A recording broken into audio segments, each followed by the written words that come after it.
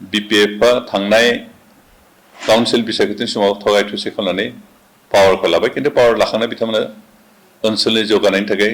ओनसोलनि रायजो राजानि जेंनाफोरखौ बोस्रांनो थाखाय जेबो खामानि मावफुंनो हायाखै बिथांमोना बे 6 दानाव जि मोनसे मोननै अन्थाइ खाम्फा गायसनदों बे गासैबो अन्थाइ खाम्फा गायसननायनि जि आसनिफोरमोन जि स्किमफोर बेफोरखौ UPPLआ गासैबो सेंसन खालामनो गालांनाय गोजा आरो बिनि एगेन्स्टै जिखिनि फान्ड बे फान्डखौबो UPPLआनो रेडि खालामनानै गालांखानाय गोजा रायजो राजा जौगानायखौ कोनोदिन लुगैया कोनोदिन हास्थाया बेनिखायनो बिथांमोना बेबायदि जौगानाय हाबाफारिखौ कोनोदिन नाजावा मात्र बिथांमोननि बांसिनानो गाव गावनि धन सम्पति गथायनायावसो बेस्थ थागोन कारण बिथांमोना नीति आदर खालामनाय गैया रायजोफोरनि प्रति दायित्व होननाय बिथांमोना कोनोदिन साना दिनै BPFआ मोनसेबो गोदान स्किम लानो हायाखै मोनसेबो गोदान फान्ड बिथांमोना मोनाखै जों UPPLआ थांनाय 5 बोसोर UPPLनि जिखिनि फान्ड माबानि BTC सरकारनि जिखिनि फान्ड बेखौ प्रपारलि इउटिलाइज खालामनानै लास्ट मुहूर्तआव जों 300 crore बासायनाय गारबोदोंमोन आरो बे राङाबो खिन्थु ओरैनो रां हिसाबै नङा खिन्थु गासैबो स्किम थख' थख' खालामनो गारबोखानाय आरो दिनै BPFआ बे एखे माबाखौनो फान्डखौनो बिथांमोना स्किमफोरखौ अन्थाइ खाम्फा गायसनदों गोदान आसनि बा गोदान स्किम बिथांमोना लानो हायाखै बेनिखायनो जों बेखौसो बेखौनो खावलायनो सानदों रायजो राजाफोरखौ जे नैबे बिसायख'थिया UPPLनि थाखाय जोबोद गोनांथार आरो बेनिखायनो बिटिआर ओनसोलाव रायजानाय गासैबो हारिसाफोरनि थाखायबो जोबोद गोनांथार मानोना जोंहा 26 जि कमिउनिटिज जों बिटिआर ओनसोलाव रायजादों बे गासैबो जनगोष्ठीफोरनि जौगानाय बिथांमोननि जेंनाफोरखौ बोस्रांजानाया गोबांथार गोनांथार दं आरो बेफोरनि सोमोन्दै जों विभिन्न जाति जनगोष्ठीफोरनि जिखिनि समस्या बेखौ मोजाङै मिथिनो थाखाय जों भिजन डकुमेन्ट्स दिहुनबाय बे भिजन डकुमेन्ट्सनि गेजेरजों जों बबे जनगोष्ठीनि बबे जेंनाखौ मारैहाय समाधान खालामनांगौ बिनिबो राहाफोरखौ रोखा रोखा लिरनो गारबोदों बेखौ जों फारियै फारियै इमप्लिमेन्ट खालामनायनि मोनसे हाबाफारि लाहांदोंमोन जा खाफालानो गाज्रि हयथ' BTC ओनसोलनि रायजो राजाफोरनि खाफालानो एसे गाज्रि होनना बुंनांगोन जे जों सरकार फैफिननो हायाखिसै आरो फैफिनैखाय जों जि डिसिसन लाखानायमोन जिखिनि हाबाफारि लादों बेखौ मावफुंनाय खाबु जों मोनाखिसै आथिखालनि जि BPFनि नेतृत्व सरकार बे जेंनाफोरखौ खुनु बोस्रांनाय नङा दा बेनिखायनो बे जेंनाफोरखौ बोस्रांनो थाखाय जों स्टेट गभर्नमेन्टखौ प्रेसार होनांगोन बेखि जोंहा 2020 मायथाइयाव जि सुक्ति जालांदोंमोन बिटिआर सुक्ति बे सुक्तिनि गोबां रादायफोरखौ जों दासिमहालागै मावफुंनाय जायाखै बेखि जा इउनिभार्सिटि गायसननाय NIT गायसननाय एम्सनि इकुइभेलेन्ट बायदि मेडिकेल कलेज गायसननाय लोगोसे जोंहा NDPनि माखासे सोद्रोमाफोरनि केस उइथ्र' खालामनायनि बाथ्रा थाबाय बिथांमोननि रिहेबिलिटेसननि बाथ्रा दं दाबो प्राय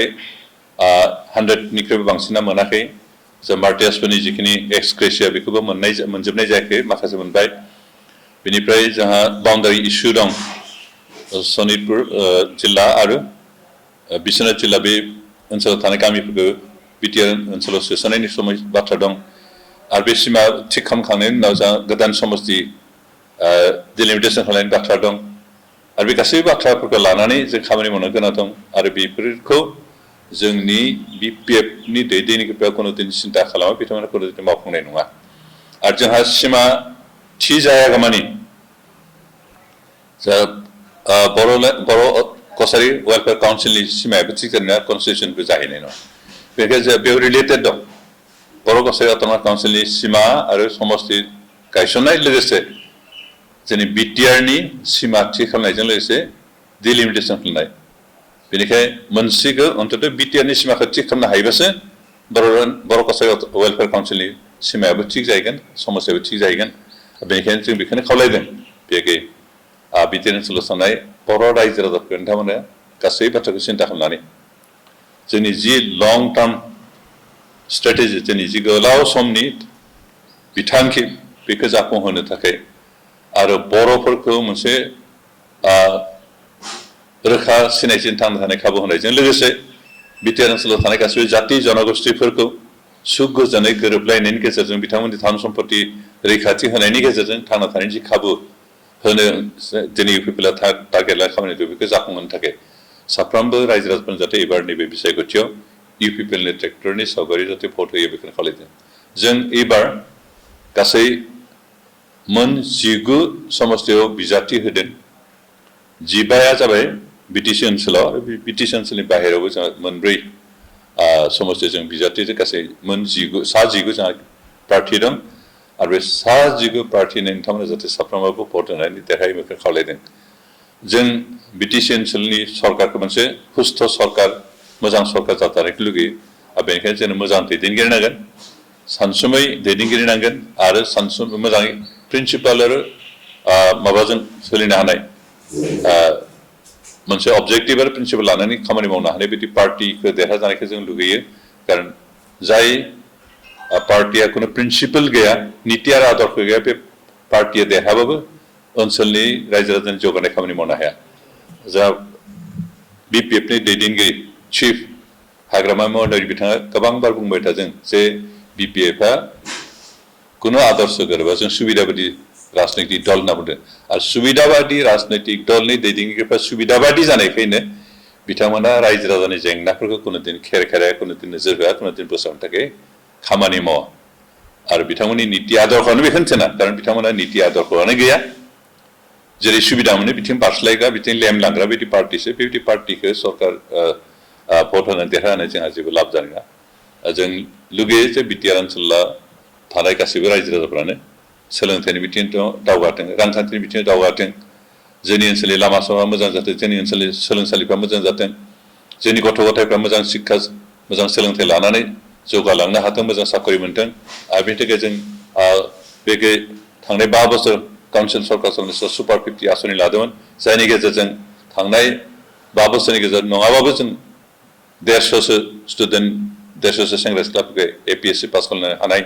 इन्जिनियार डक्टर जानायनि मोनसे खाबुखौ होनो हादोंमोन किन्तु आथिखालनि सरकार बेफोरखौ टटेलि ज्राब गारजोबनानै बेफोरखौ जे सलाय कन्टिनिउ खालामनांगौ बेखौ कुनुदिन सानाखै कारण बिथांमोना